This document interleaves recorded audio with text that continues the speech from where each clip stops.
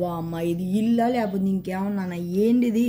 వామ్మ ఏ ప్రభు, ఇది చూడండి, ఇదేంది? ఇవి ఇక్కడ చూడండి, ఈ కిటికీలు ఏంటి? ఈ కిటికీలు కొంచెం నీట్గానే ఉన్నాయి, నేను తుడిచా కాబట్టి.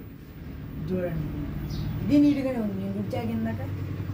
ఏంటి ఇప్పుడు ఇంట్లో టీచర్, స్కూల్లో టీచర్, మా అమ్మ టీచర్, మా నాన్న టీచర్, మా మామ టీచర్, మా అత్త టీచర్, మా తాత టీచర్, మా అమ్మమ్మ టీచర్, మా నాన్న వాళ్ళ నాన్న టీచర్, స్కూల్లో టీచర్.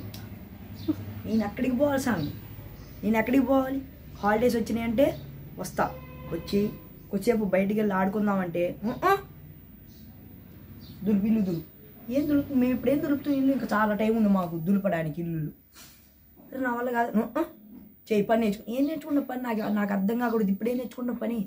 మా చదువుకునే ఏజు, ఆడుకునే ఏజు. పని దులపమంటారు, ఇల్లు దులపమంటారు, పన్యం ఏంటి నాకు అర్థం కాకూడదా?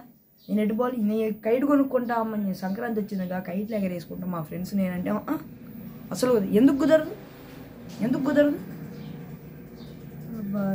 నేను ఎటుపోవాలి చెప్పండి?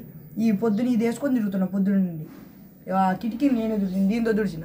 ఇది మళ్ళీ భుజాన్ని వేసుకొని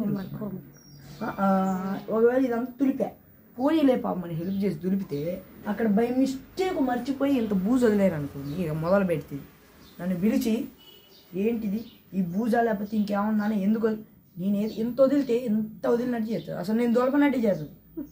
ఇక చిన్నపిల్లగాళ్ళు హోంవర్క్ చేయకపోతే ఇంపోజిషన్ చేస్తారు. నాకు అట్లుంది నా పరిస్థితి ఇప్పుడు.